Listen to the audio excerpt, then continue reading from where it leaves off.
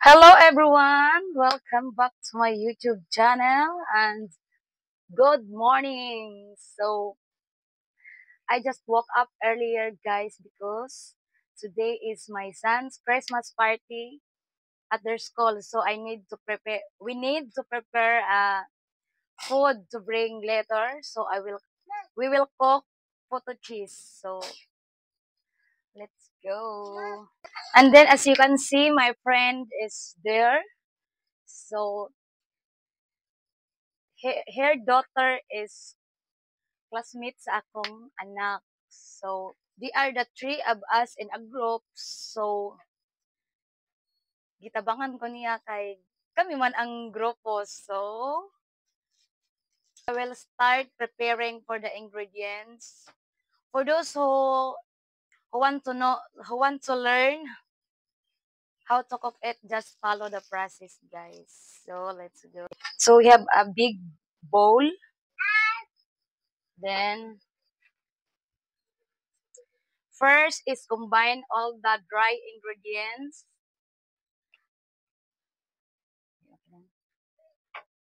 Then separate the 8 cups of flour to remove the whole ones para matanggal ang mga buo-buo, mga di kaaya-ayang mananap. Apa lang salaon. Every other day. Every other day. Sa kada usa. Pwede ra pero usahay pwede lang ulat na. Unsa naman pud anyong gikan diha? Awayan. Sagay na kuya. Ay, magambagay na. Kasi si Uni pa, palitan gloves ni. Sa mga tao. Sila nang sa basura dai. Silofin. Ani, pwede ko. Kana anay mga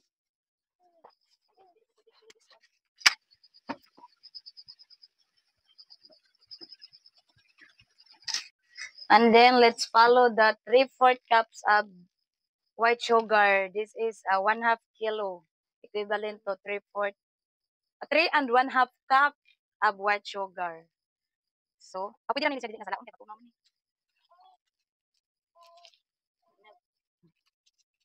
Ang flour kaya na may mga tuan, buo-buo. And then the 1 cup of powdered milk. Any kind of powdered milk. And then the baking calumet. 1 pack of calumet is equivalent to 6 tablespoon. 6 tablespoon. 6 tablespoon ang soda ani. No need to siphon na kay wala naman siya yung mga whole ones, wala na yung mga buo-buo. Then mix all together. Mixing bowl dito yung naka mixing bowl na. Alamin ang kasugaman. Tagpuan, kanang plastic siya nagamog dai. Ha? Nang clear? Oo. Say mo na siya ganang glass tanawon. Oo. And then set aside.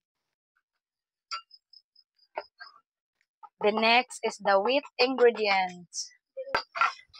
2 can of evaporated milk.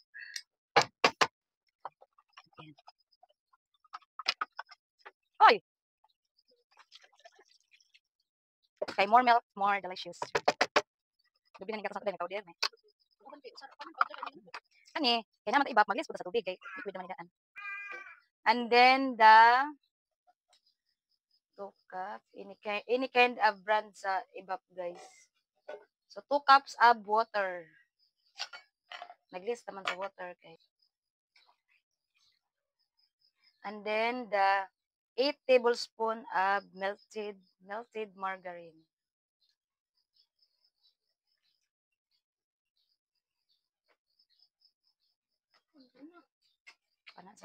Four pieces of egg, small size, medium size.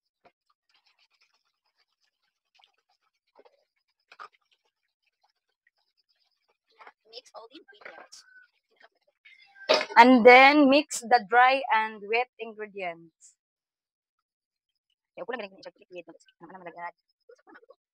Then just mix until you get the consistency you want.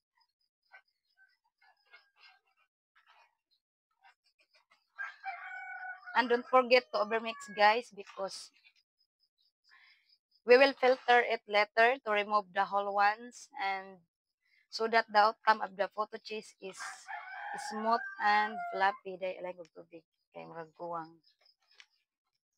So, mag-add ta og water kay murag medyo kulang pa.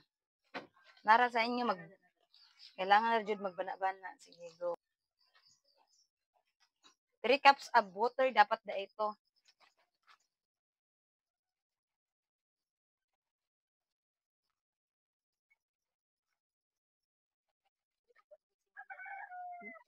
Then, paginganin na ang consistency is ready to serve na ni siya. Dili na overmix kay mag-gas-gas ang photo cheese. Sa una. Kamawit mo icing. Design sa icing. Mag-customize mo sa una niya. Paano na ko siya na. Dili, taktak dahi. And then, let's just cut the cheese. I'm using Eden cheese, guys, because for me, this is the best cheese for the photo cheese. So, ako ning ikat. And this, it just put a cling wrap on the knife so that the cheese doesn't stick to the knife, guys. So, this is my secret. So, we have a different strategy, guys. So, kung sawa pa sabot sa akong secret o ingani nga akong this is my secret how to cut the cheese para dili mo stick sa knife. Diba kay mag slice tag. Dili ko ang mic ni mama. Bastos ka. Chat ka des tirison. So let's cut the hidden cheese. Hindi ko pa ako video ganito. Video nga to kay. Mga sa edit malangan ko kay.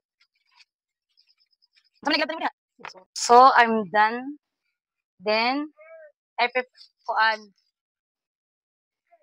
just get ready the molders. Then I'm using the small size because this is the perfect size of photo cheese when of any occasion. So naranas inyo o gusto ko din yung dagko yung kadapos bingka. So this is the molder.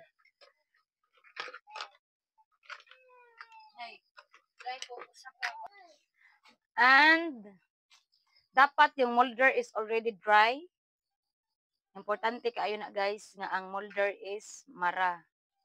And then first is nagpabukal na ko. I already boil water in the steamer. So then I'll put photo butter in the molder.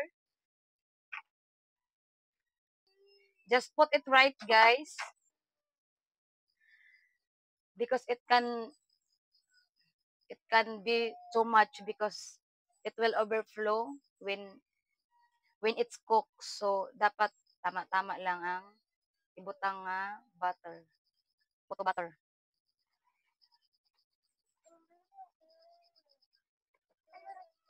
Ilan mo dahil sa photo butter dahil nga. And then let's add the cheese together with the photo butter. Then make sure guys that the water should be boiled before start cooking. So para dili maot ang consistency sa kinalabasan sa photo cheese. Then I'll put it in the steamer.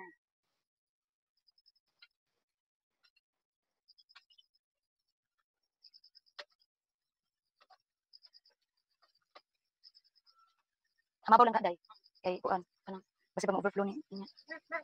Sige, mato tatay inatay. Kaong kuluto. Pangayo matuluto kay. Ang atong luto giabihan sa bagtok. Di pwede kan on nato kaw. Di kuan, sudan na bagtok. Dili gabi ibahaw. Damo man gamigan on buntag.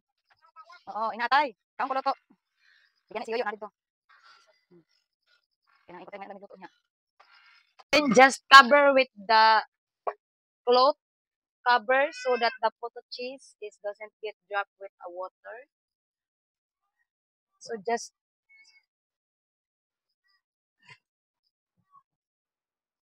Just wait 15 minutes over medium heat, guys. So, atong waton, natural.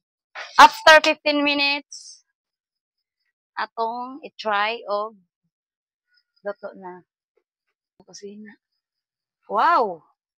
Wow! Look at the result, guys. So nice. Look at the result. Oh my God. Yes, so silaw man. Look at this. Look at the result. Ah, lapo, ganda ron. Baday, perfect. Nakisama. Nausahay na ba ka nang magdinalian, no? Di haron doon napapapalpat.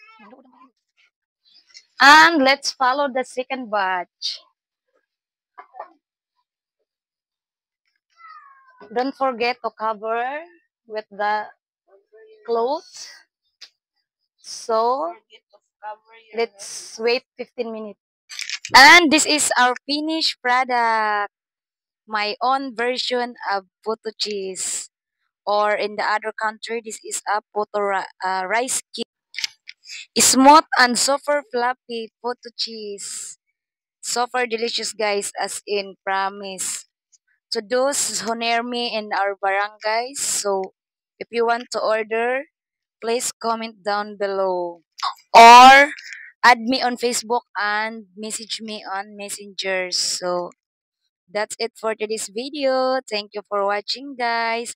Please subscribe my YouTube channel and please hit the notification bell para updated ka sa aking mga video. Thank you. And God bless everyone.